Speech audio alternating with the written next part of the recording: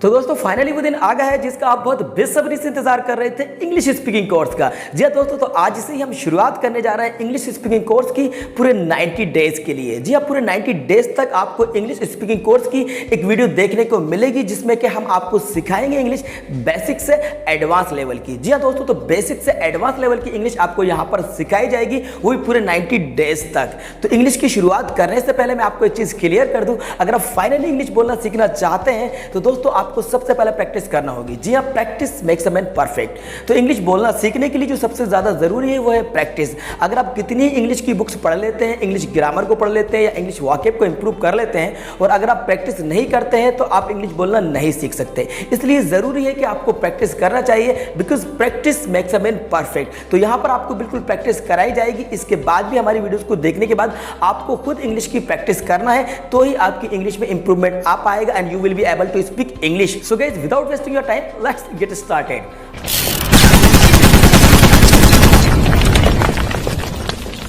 आज हम जानेंगे सिंपल सेंटेंसेस के बारे में कि सिंपल सेंटेंसेस क्या होते हैं। जी हाँ, बिल्कुल बेसिक से मैं आपको यहाँ पर एक्सप्लेन कराऊंगा सिंपल सेंटेंसेस के बारे में। देखिए, सेंटेंस 2 टाइप्स के होते हैं। एक तो वो सेंटेंस जो आप टेंस पढ़ते हैं जिनमें यहाँ पर बताया जाता है कि सब्जेक्ट के द्वारा कोई एक्शन किया जाता है, सब्जेक्ट के द्वारा कोई काम किया जाता है। तो सब्जेक्ट के द्वारा कोई कार्य करने की बात को आपने टेंस में पहले कभी समझा होगा, लेकिन आज मैं आपको बताने वाला हूँ सिंपल सेंटेंसेस के बारे में जिसमें सब्जेक्ट के द्वारा कोई एक्शन नहीं किया जाता है, सब्जेक्ट के द्वारा कोई कार्य करने की बात को नहीं बताया जाता है, उन्हीं को कहा जाता है सिंपल सेंटेंसेस। और ये जो सिंपल सेंटेंसेस होते हैं ये प्रेजेंट, पास्ट, फ्यूचर तीनों ही कैटेगरीज में होते हैं यहाँ पर। लेकिन हम कवर करेंगे पहले प्रेजेंट कैटेगरी को, उसके बाद मैं आपको पास्ट और फ्यूचर को भी एक्सप्लेन कराऊंगा। तो आज हम शुरुआत करते हैं सिंपल सेंटेंस से, बिल्कुल बेसिक से, जिसमें हम कवर करेंगे प्रेजेंट कैटेगरी के सिंपल सेंटेंस को। तो देखिए यहाँ पर हमने लिख दिया है simple sentence. Okay, simple sentence वो भी प्रेजेंट कैटेगरी के।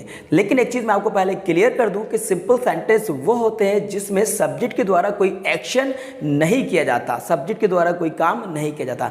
No action by the subject. यहां पर यह बताया जाता है कि सब्जेक्ट क्या है या कहां है। यहां पर स्टेट को बताया जाता है, सब्जेक्ट के कोई कार्य करने की, कोई एक्शन करने की बात को बिल्कुल भी नहीं बताया जाता है। मतलब कि यहां पर मेन वर्ब नहीं आती है। जी हाँ, तो दोस्तों याद रखिएगा सिंपल सेंटेंस वो होते हैं जिसमें मेन वर्ब का यूज नहीं किया जाता है। तो चलिए जान लेते हैं सबसे पहले इसकी पहचान के बारे में, इनको किस तरीके से आपको बनाना है वो मैं आपको यहाँ पर विथ एग्जांपल्स स्ट्रक्चर के साथ भी एक्सप्लेन कराऊंगा। देखिए सबसे पहले हम जान लेते हैं इसकी पहचान। तो जो प्रेजेंट कैटेगरी के जो सिंपल सेंटेंस होंगे उसके लास्ट में है, हूँ, हो आएगा। जी हाँ, सेंटेंस के लास्ट में है, हूँ, हो आएगा। मतलब कि यहाँ पर है, हो, हूँ कैसे आएगा, जैसे कि वे मेरा दोस्त है, वे मेरी बहन है, वे मेरा भाई है, ये एक मार्कर है, तुम कहाँ हो, तुम कैसे हो, वे एक डॉक्टर है। इस तरह के जो भी सेंटेंसेस होंगे यही सिंपल सेंटेंस कहलाते हैं। तो सेंटेंस के लास्ट में या तो है आएगा या हूँ आएगा या फिर हो आएगा। ठीक है, अब इसको आपको बनाना कैसे वो भी जान लीजिए। देखिए यहाँ पर आपको यूज करना है इज एम आर। जी हाँ, यहाँ पर पूरा का पूरा जो लोड होगा वो इज एम आर पर होगा, तो आपको यहाँ पर इज एम आर का यूज करना है।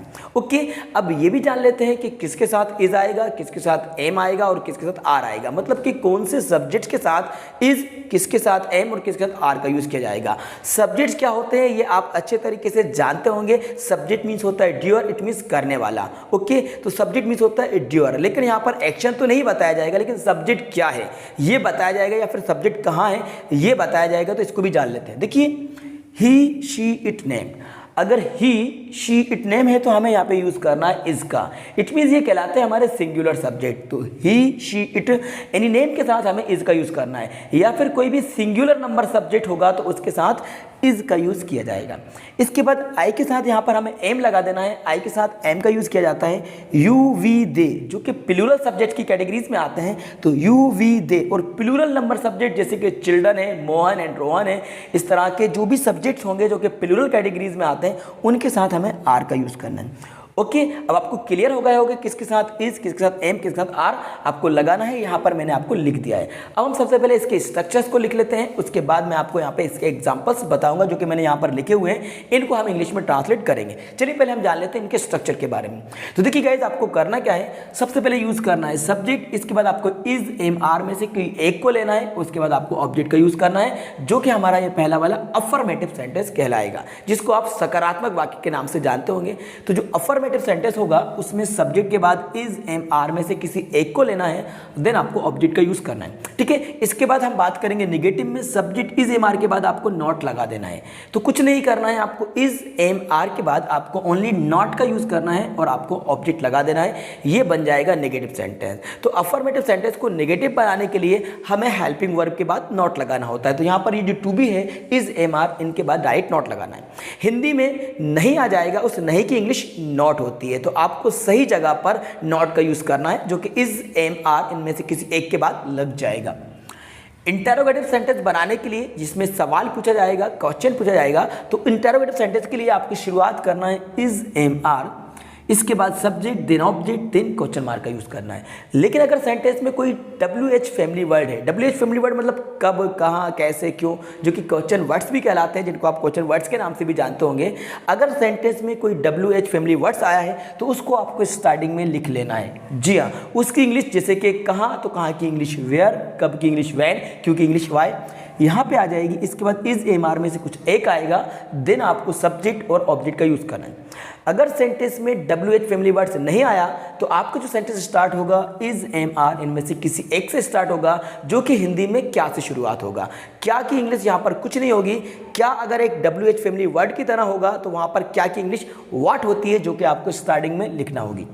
इंटरोगेटिव का नेगेटिव अगर आप बनाना चाहते हैं तो यहाँ पर इज एम आर और सब्जेक्ट के बाद आपको नॉट का यूज कर लेना है, देन आपको ऑब्जेक्ट और क्वेश्चन मार्क लगाना है। इसमें भी अगर WH फैमिली वर्ड है तो आपको यहाँ पर WH फैमिली वर्ड्स को भी शुरू में लिख लेना है। ओके, 1 2 3 4, ये 4 हो गए, लेकिन इसके बाद आप 5 और 6 भी बनाएंगे जिसमें WH फैमिली वर्ड्स का आप यूज कर सकते हैं, ठीक है।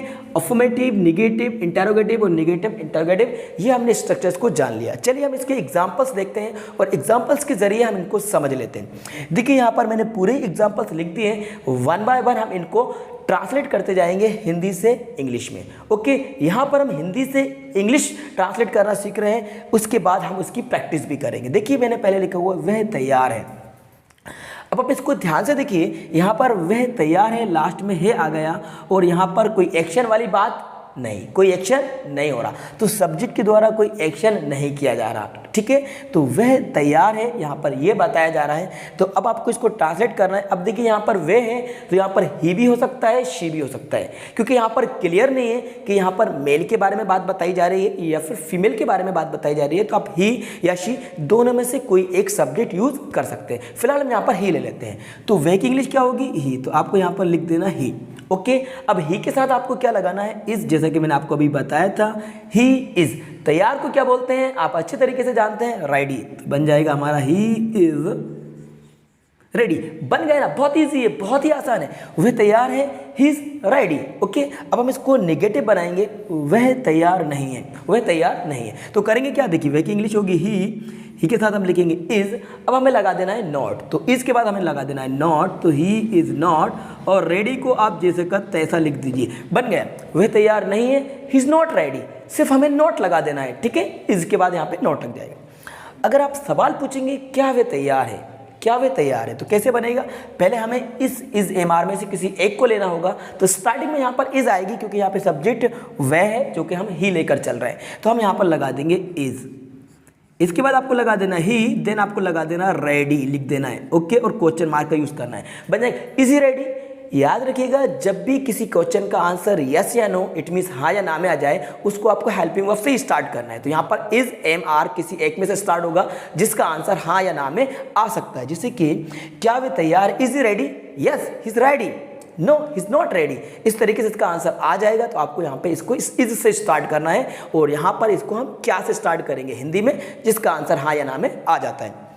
वे क्यों तैयार है, अब यहाँ पे देखिए वे क्यों तैयार है, तो क्यों एक क्वेश्चन वर्ड है, एक WH फैमिली वर्ड है जिसकी इंग्लिश होती है वाई, वाई, तो आपको स्टार्टिंग में लिख देना है वाई। इसके बाद आपको हेल्पिंग वर्ब लगाना है जो कि इज आएगी, तो हम यहाँ पे लिख देते हैं इज, वाई इज। इसके बाद आप सब्जेक्ट यूज कर लीजिए ही, वाई इज ही, और आप लिख दीजिए रेडी। वह क्यों तैयार है, why is he ready, why is he ready, वह क्यों तैयार है। यहाँ पर हमने WH फैमिली वर्ड का यूज किया, तो स्टार्टिंग में WH फैमिली आ गया वाई, और इसके बाद इज ही रेडी सेम जैसे का तैसा। क्या वे तैयार नहीं है, नेगेटिव इंटरोगेटिव है, तो पहले हम क्या लिखेंगे इज। इसके बाद लगा दीजिए ही, देन लगा दीजिए not ready. Is he not ready, is he not ready, क्या वे तैयार नहीं है? इज ही नॉट रेडी, वह क्यों तैयार नहीं है? वह क्यों तैयार नहीं है? तो क्यों की इंग्लिश होगी वाई, तो पहले लिखेंगे why is he not ready,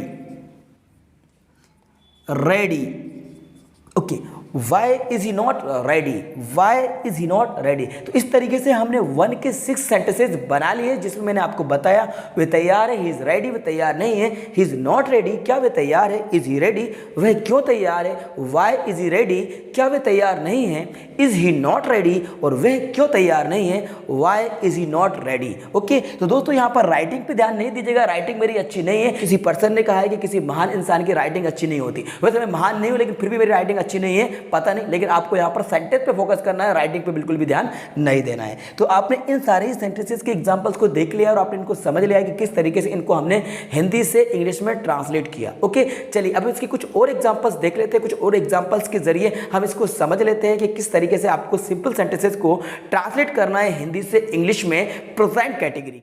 तो दोस्तों नेक्स्ट एग्जांपल देखते हैं, जैसे कि वह खुश है, वह खुश है, ये भी प्रेजेंट कैटेगरी का, ये भी सिंपल सेंटेंस है, यहाँ पर भी कोई एक्शन नहीं बताया जा रहा है, यहाँ पर ये बताया जा रहा है कि वह खुश है। चलिए अब यहाँ पर हम शी ले लेते हैं, तो कैसे बनेगा, वह की इंग्लिश होगी शी और सी के साथ लगा दीजिए इज, और खुश को हम बोलते हैं हैप्पी। तो कैसे बनेगा, वह खुश है, शी इज हैप्पी, वह खुश नहीं है, शी इज नॉट हैप्पी, तो नॉट लगा दीजिए, इसके बाद शी इज नॉट हैप्पी, क्या वे खुश है, तो पहले आप क्या लगाएंगे, is she happy, is she happy, वे खुश क्यों हैं, वे खुश क्यों हैं, तो क्योंकि इंग्लिश आप लिखेंगे वाई, क्योंकि सेंटेंस के स्टार्टिंग में लिखी जाएगी why is she happy, why is she happy, क्या वे खुश नहीं है, नेगेटिव इंटरोगेटिव है, इज शी नॉट हैप्पी, वे खुश क्यों नहीं है, why is she not happy, why is she not happy. तो इस तरीके से हमने ये जाना कि 1 के 6 सेंटेंसेस को किस तरीके से ट्रांसलेट किया जाता है प्रेजेंट कैटेगरी के, ये सारे ही मैंने आपको यहाँ पर एग्जांपल्स एक्सप्लेन करा दिए। चलिए अब 1 बाय 1 कुछ और एग्जांपल्स देखते हैं। जैसे कि अगर मैं कहूँ वह मेरा दोस्त है, he is my friend, he is my friend, तुम मेरे दोस्त हो, यू आर माई फ्रेंड, मैं तुम्हारा दोस्त हूँ, I am your friend, I am your friend, वे मेरी बहन है, she is my sister, she is my sister, वे मेरा भाई है, ही इज़ माई ब्रदर, कैसे होगा, ही इज़ माई ब्रदर, वे मेरा भाई है, ही इज़ माई ब्रदर। मोहन एक अच्छा लड़का है, मोहन एक अच्छा लड़का है, तो कैसे बनेगा, Mohan is a good boy, Mohan is a good boy, वह एक सुंदर लड़की है, वह एक सुंदर लड़की है, तो कैसे बनेगा, she is a beautiful girl, she is a beautiful girl. देखिए बे मेरे दोस्त हैं, बे मेरे दोस्त हैं, तो यहाँ पर बे की इंग्लिश क्या होगी, दे। ओके, याद रखिएगा, बे मेरे दोस्त हैं, they are my friends, they are my friends, वे मेरे दोस्त हैं, दे आर माई फ्रेंड्स।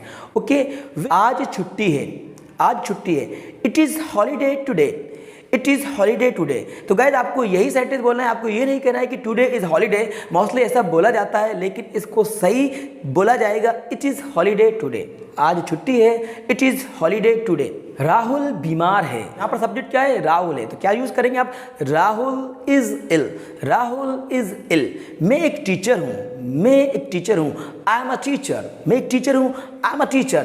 तो आपको भी मेरे ही साथ प्रैक्टिस करना है, जो सेंटेंसेस मैं यहाँ पर बोल रहा हूँ आप उनको भी ट्रांसलेट करते जाइए, जिससे कि आपकी प्रैक्टिस हो जाएगी, और प्रैक्टिस बहुत ज़रूरी है इंग्लिश स्पीकिंग के लिए, इंग्लिश बोलना सीखने के लिए प्रैक्टिस मस्ट है, तो आपको प्रैक्टिस हमारे साथ में करना है। चलिए कुछ और एग्जाम्पल्स बोलता हूँ और आप उसको ट्रांसलेट करेंगे, जल्दी से आप उसका आंसर बताएंगे, या फिर कमेंट्स बॉक्स में जाकर कमेंट्स करके आप वीडियो को पॉज करके बता सकते हैं, या फिर आप साथ में मेरे साथ बोल सकते हैं। ओके, देखिए चलिए कुछ एग्जाम्पल्स हम देखते हैं, जैसे कि वे एक अच्छा खिलाड़ी है, क्या होगा, he is a good player, he is a good player. वे मेरे पिताजी हैं, he is my father, he is my father. Okay guys, तो इस तरीके से इनको ट्रांसलेट किया जाएगा। तो ये हमने प्रेजेंट कैटेगरी देखिए, अगर आप इनको नेगेटिव बनाएंगे तो आपको नॉट लगाना है, और आप सवाल कैसे पूछेंगे, चलिए सवाल की प्रैक्टिस कर लेते हैं। देखिए इंग्लिश बोलने के लिए क्वेश्चंस मस्ट है, क्वेश्चन बहुत ज़्यादा पूछे जाते हैं, कैसे पूछेंगे, जैसे कि क्या तुम तैयार हो, are you ready, are you ready, क्या तुम दुखी हो, are you sad, are you sad, इस तरीके से आप बनाएंगे। यहाँ पर क्या से शुरू होगा, इसका आंसर हाँ या ना में आ जाएगा, इट मीन यस या नो में आ जाएगा, जिसको आपको इज, एम, आर इन तीनों में से किसी एक से स्टार्ट कर लेना है। ये डिपेंड करता है सब्जेक्ट के ऊपर कि सब्जेक्ट क्या है। सिंगुलर सब्जेक्ट है तो इज लगा देना है, आई है तो एम लगा देना है, और you, we, they plural subject है तो आपको आर का यूज कर लेना है। ठीक है, अब अगर आप WH फैमिली वर्ड्स का यूज करना चाहते हैं तो जान लेते हैं कि WH फैमिली वर्ड्स से क्वेश्चंस कैसे बनाए जाएंगे। देखिए, जैसे कि हम कहें तुम क्या हो, तुम क्या हो, देखिए तुम के बाद क्या आ रहा है और क्या यहाँ पर WH फैमिली वर्ड है, तो इस क्या की इंग्लिश होगी व्हाट, जो कि स्टार्टिंग में हम लिखेंगे व्हाट, उसके बाद लगा दीजिए आर यू। तुम क्या हो, व्हाट आर यू। तुम कहाँ हो, अब कहाँ की इंग्लिश क्या होती है, कहाँ की इंग्लिश होती है वेयर। तुम कहाँ हो, तो सबसे पहले हमें कहाँ की इंग्लिश स्टार्टिंग में लिखना है वेयर, उसके बाद आर यू लगा देना है, वेयर आर यू। तुम कहाँ हो, वेयर आर यू। तुम कैसे हो, तुम कैसे हो, how are you, how are you. ये तो हमें बहुत अच्छे तरीके से आता है, बहुत अच्छे तरीके से जानते हैं, लेकिन आज जान लीजिए कि ये हाउ आर यू बनता कैसे है। देखिए कैसी इंग्लिश होती है हाउ, इसलिए हम लगाते हैं हाउ आर यू। तुम कैसे हो, हाउ आर यू। अगर कहा जाए तुम कौन हो तो बनेगा हु आर यू।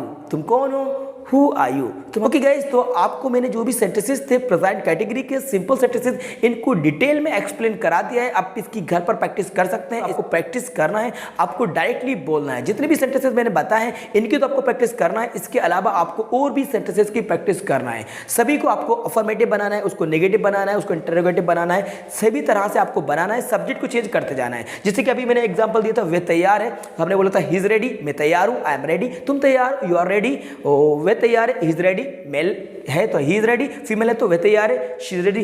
बे तैयार है, दे आर रेडी। मेरे दोस्त तैयार है, माय फ्रेंड्स आर रेडी। मेरा दोस्त तैयार है, माय फ्रेंड इज रेडी। मेरी बहन तैयार है, माय सिस्टर इज रेडी। मेरा भाई तैयार है, माय ब्रदर इज रेडी। मेरे पिताजी तैयार है, माय फादर इज रेडी। मेरी मम्मी तैयार है, माय मदर इज रेडी।